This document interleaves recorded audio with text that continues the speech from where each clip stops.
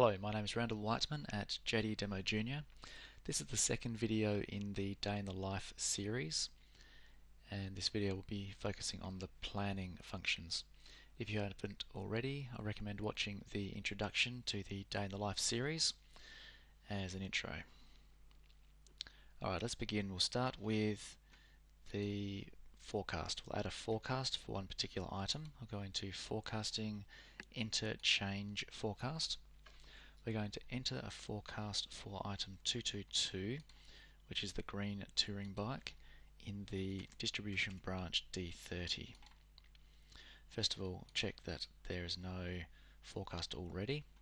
Then we'll add new forecast records. And we're going to add forecasting records for 4 consecutive weeks, starting on Friday 23rd of December, and the forecast quantity of 210 units.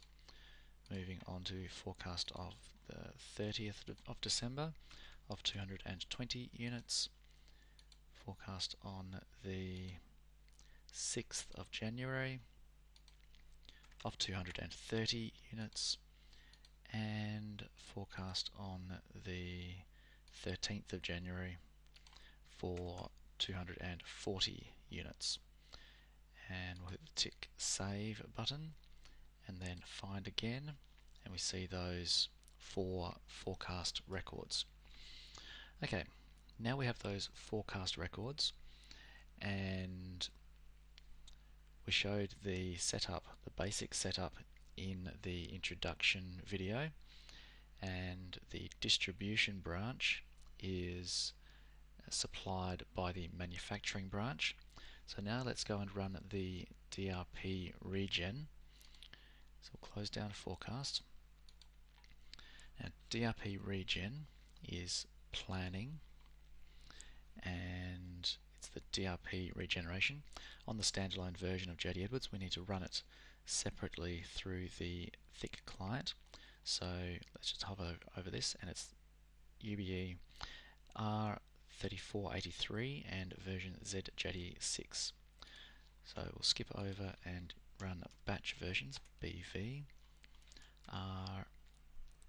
R3483 and ZJD0006. So we'll select, run data selection, because I do need to make a data selection change. Change the default data selection, instead of being manufacturing branch 10, like manufacturing branch 30, distribution branch 30. So distribution branch 30 and manufacturing branch 30. Run it across those two, and the master planning family is okay, and the planning code is okay. So we'll run this, starting generation start date today. Run it on screen. Just wait a moment for that to run. Now this is going to generate transfer messages to transfer the stock from the manufacturing branch to the distribution branch, and then it's also going to generate work order messages to make the bikes in the manufacturing branch. Okay, generation was successful, so we'll close this. Now we'll go back to our web client, and we shall look at the DRP detail message review. Back in the planning menu again, and we've got our DRP detail message review. Let's come in here, and we'll look specifically for messages related to our item, and we won't put a branch plant in because we're going to have a look at the messages across both branches. Okay, so we can see that we have messages for transferring of 160 units, and then our 220, 230 and 240.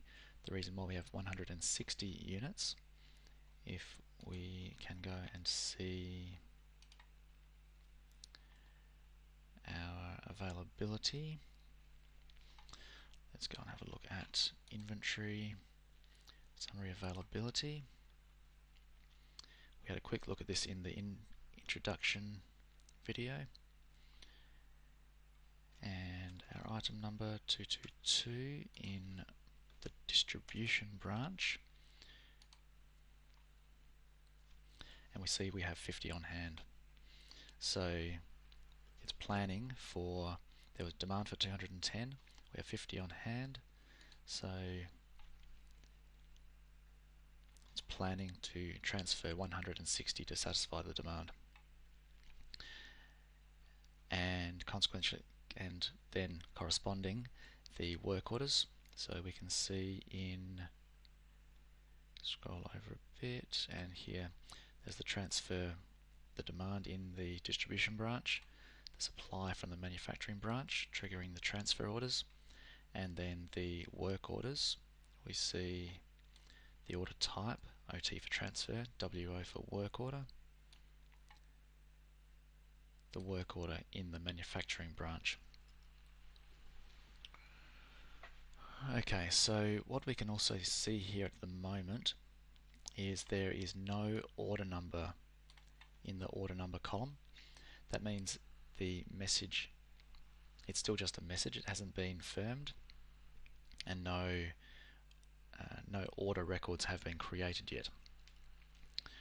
So let's go and process those messages to create those orders. So let's just come back out of there. Let's choose all messages, and we'll do the row exit and process messages.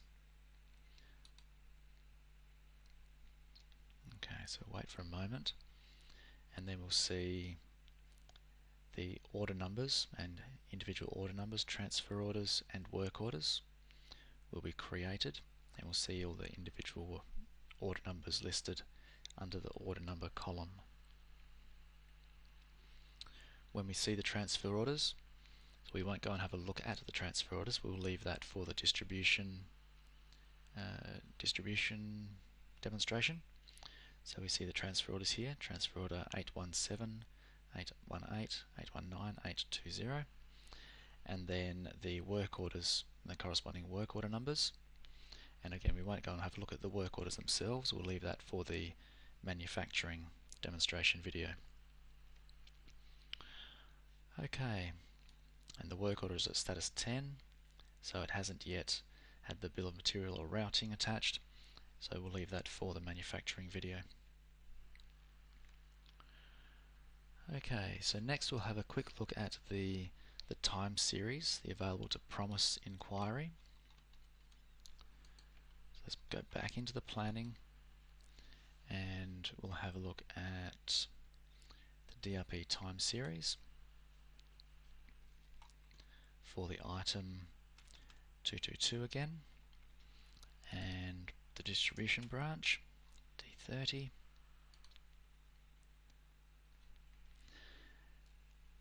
and so here we can see that we have minus 160, and we see the descriptions down the side indicate the different rows on the time series.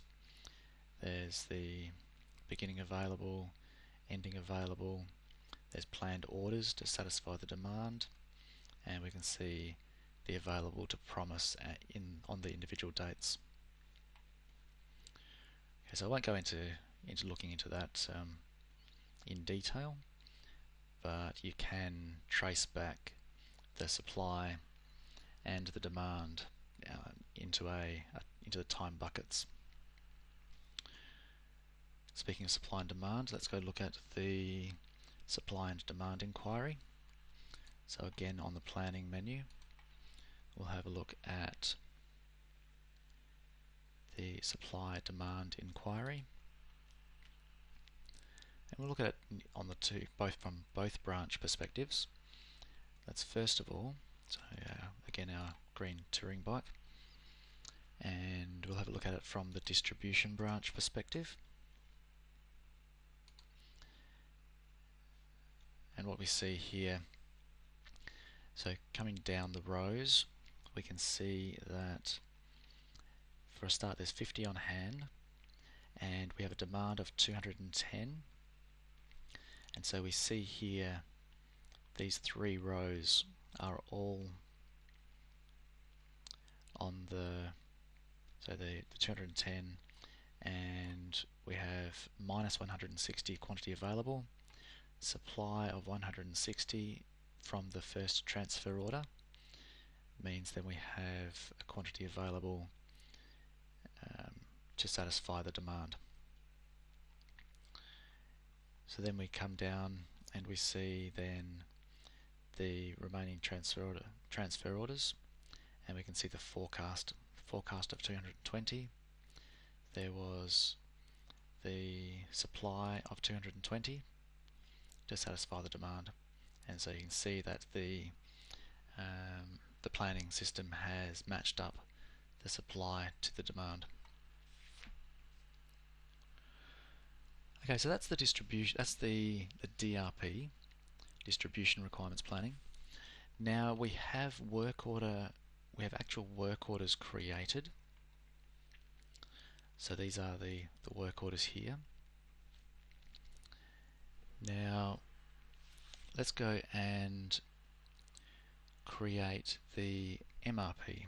So I've made sure there's enough on hand for all of the components except for one, the component 2006, the Turing fork.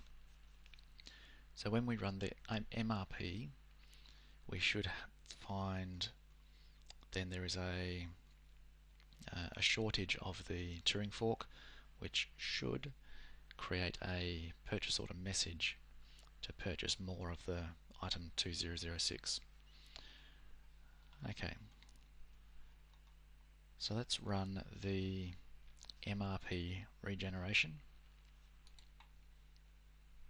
So we go back into the planning menu and down lower here, the MRP regeneration. Again, it's a UBE, so we need to run it through the thick client just on the standalone, the demonstration system of JD Edwards. So this is R3483 and ZJD0004. Okay, R3483, Z0004, and select. We'll use the data selection and submit. And again, we'll just change the business units to include the manufacturing branch. Okay, we don't need the distribution branch because this is planning for the materials based on the work orders in the manufacturing branch. Okay, we'll OK that one. And again, we'll do the regeneration start date as of today. Run it to screen.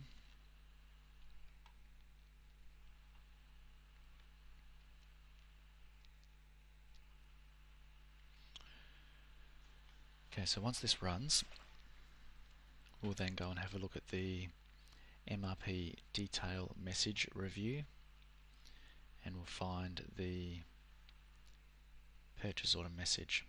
Okay, now let's just have a look. Just generation successful. We don't get any detail on the MRP regeneration.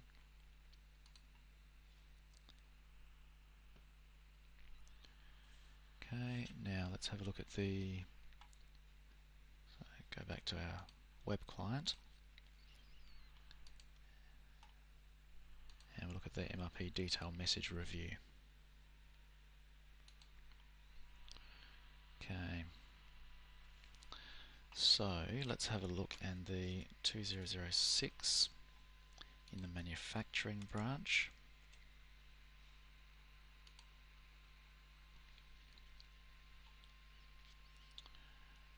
Okay, so we can see that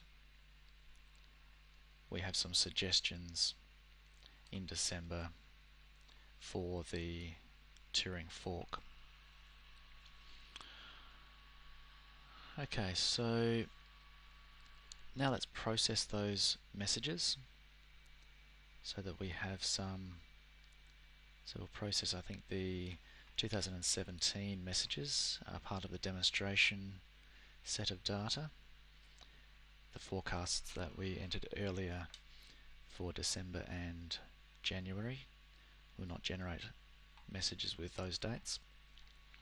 So let's just process the first two. So only select the rows of the first two, then row process messages. We see it's now a firm order.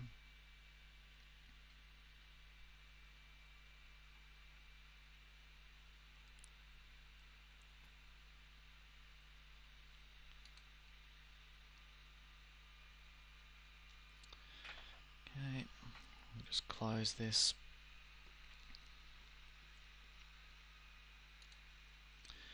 Okay, it comes up with the suppliers selected for the order, and we'll generate orders to generate the order number.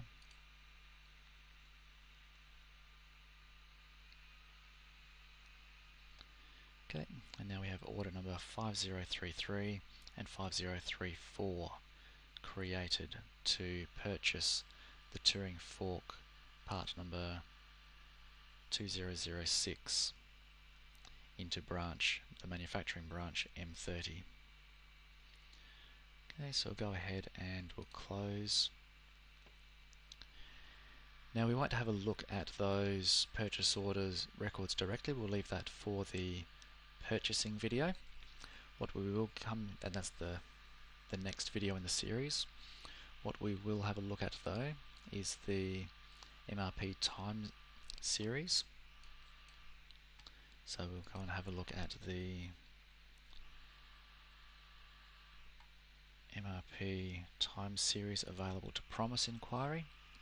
We'll look at it specifically for our Touring fork in the manufacturing branch.